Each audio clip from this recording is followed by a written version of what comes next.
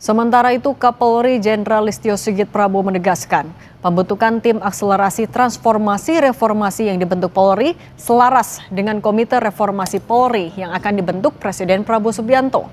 Kapolri bilang, tim akselerasi transformasi reformasi Polri bertugas melaksanakan rekomendasi, mengidentifikasi masalah, dan mengimplementasikan rekomendasi perbaikan Polri.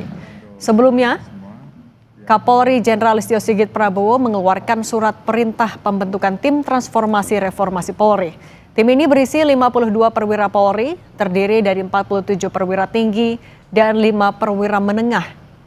Kapolri didapuk sebagai pelindung, sedangkan Wakapolri, Komjen Dedi Prasetyo menjadi penasehat. Sementara itu, posisi ketua tim diisi oleh Komjen Krisnanda Dwi Laksana.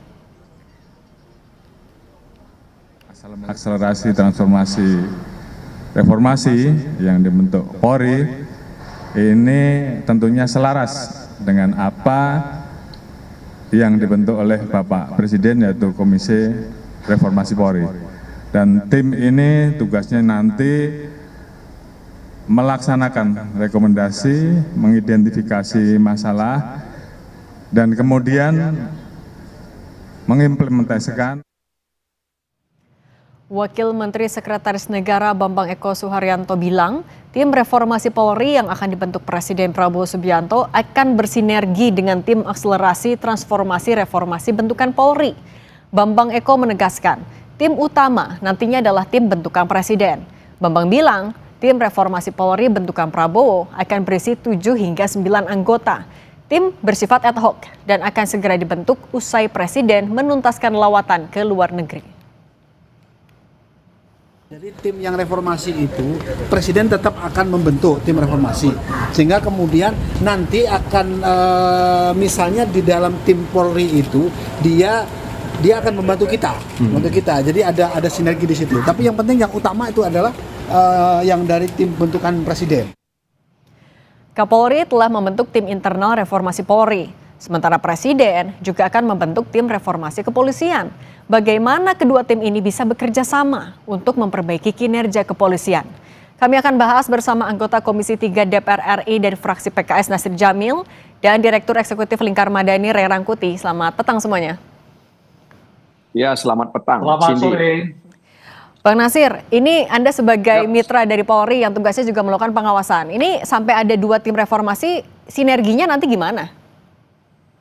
Ya, kan sama-sama negara ini. Jadi polisi itu kan representasi fungsi negara dan Presiden itu kepala negara dan akan membentuk Komite Reformasi Kepolisian RI dan kemudian kepolisian juga membentuk secara internal tim akselerasi transformasi reformasi di tubuh kepolisian. Jadi saya melihat ini sesuatu yang tidak bisa atau tidak ya dipertentangkan begitu. Tapi ini sesuatu yang harus dilihat sebagai bahagian dari upaya untuk membuka diri terkait dengan upaya melanjutkan reformasi di tubuh kepolisian. Nah, tapi Bang Nasir, Bang Nasir, ini kan istana tetap bikin, padahal Polri juga udah bikin.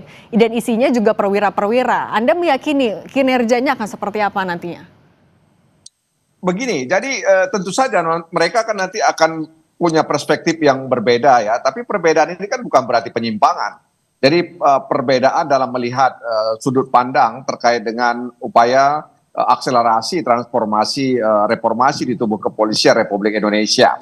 Kita kan juga belum tahu siapa yang akan mengisi komite reformasi yang akan dibentuk oleh istana tersebut. Ya, oleh karena itu siapapun yang masuk di dalamnya kita harapkan orang yang memang dari waktu ke waktu itu memahami apa yang terjadi di tubuh kepolisian begitu, sehingga kemudian pokok-pokok pikiran mereka itu akan berkolaborasi dengan apa yang telah dilakukan oleh kepolisian dalam hal ini tim akselerasi tersebut. Nah, kami mendengar tim akselerasi itu juga sudah mengundang banyak pakar, ya tokoh-tokoh masyarakat, akademisi terkait bagaimana melanjutkan dan mempercepat reformasi di tubuh kepolisian Republik Indonesia itu sendiri. Jadi bagi kami ini bukan sebuah pertentangan, tapi ini sebuah perbedaan yang memang harus dikolaborasikan ke depan. Begitu. Nah, oke. Nah, kalau Bung Rey melihatnya, gimana kolaborasinya ketika ada tim yang dibentuk oleh Polri itu sendiri untuk melakukan reformasi di tubuh Polri. Kemudian ada juga yang dari istana. Oke, ada gabungan sipil, misalnya Pak Mahfud MD, ada juga mantan Kapolri, isinya ya polisi-polisi lagi. Anda melihatnya gimana? Iya, ini sebetulnya dua institusi yang boleh disebut berbeda tuh. Satu bekerja dari luar, satu bekerja dari dalam. Tapi kan kalau istilah yang dipergunakan itu transformasi, ya itu nanti gitu loh. Makanya ini kecepatan tuh dibentuk oleh Kapolri. Nanti aja dulu itu. Kan bentuk aja loh tim reformasinya, mereka bekerja, mereka melakukan evaluasi, mereka membentuk desain baru kepolisian kita, lalu diserahkan ke Komisi 3 untuk disahkan sebagai undang-undang, karena dengan sendirinya harus revisi undang-undang.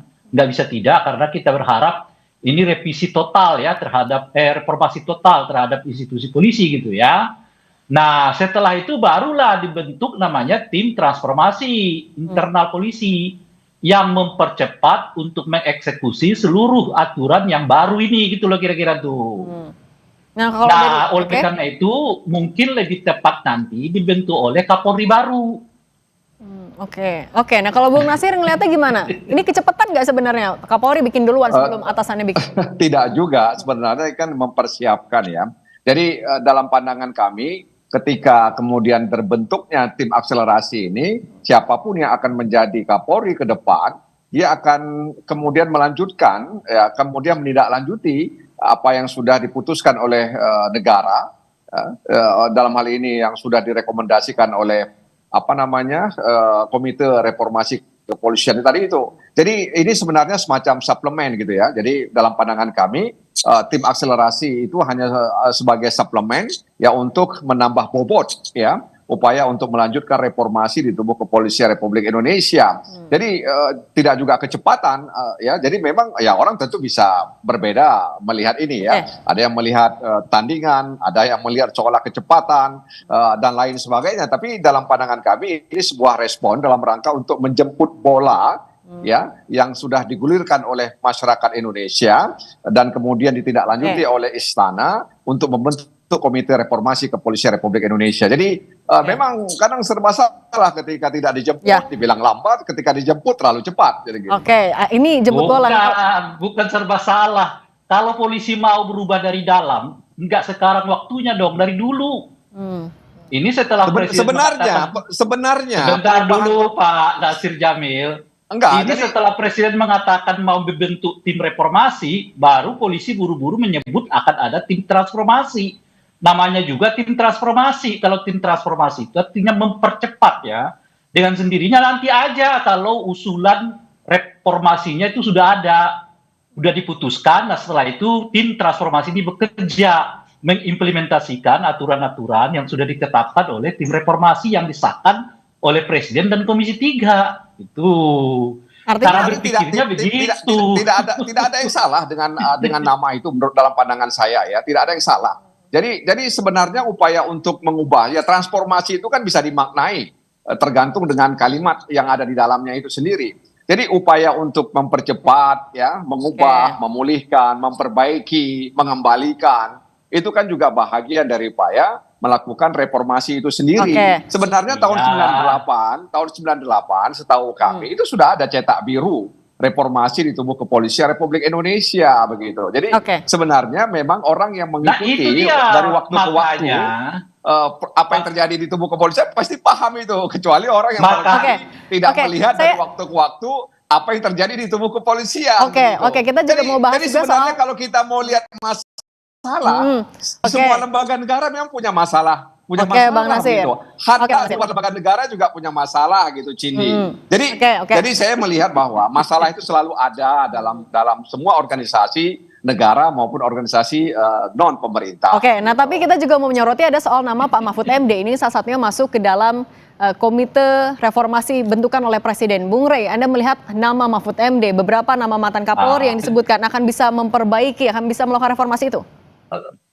Saya tidak mau bicara orang per orang deh. Gitu. Saya mau bicara, saya mengusulkan ada sekitar 5-6 kriteria lah yang untuk dijadikan sebagai anggota tim reformasi.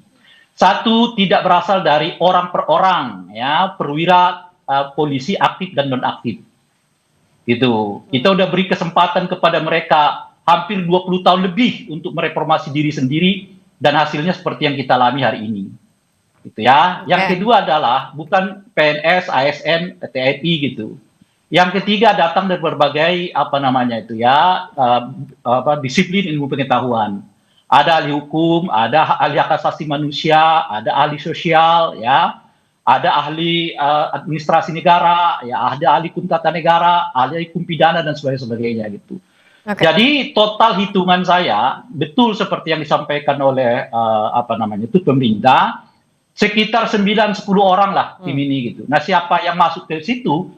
Siapa aja ya memungkinkan, cuma kalau bisa dari berbagai perspektif ilmu pengetahuan ini gitu loh. Oke, mewakili semua elemen yang bisa mereformasi Polri. Nah, kalau dari bukan soal elemennya, ya kan? Tapi datang dari berbagai perspektif, ya, ilmu pengetahuan gitu. Oke, dari merangkum berbagai perspektif untuk melakukan reformasi Polri. Oke, baik. Bung Ray Rangkuti dan Bung Nasir Jamil, terima kasih sudah berbagi bersama kami di Kompas Petang. Sehat selalu semuanya. Oke, terima kasih.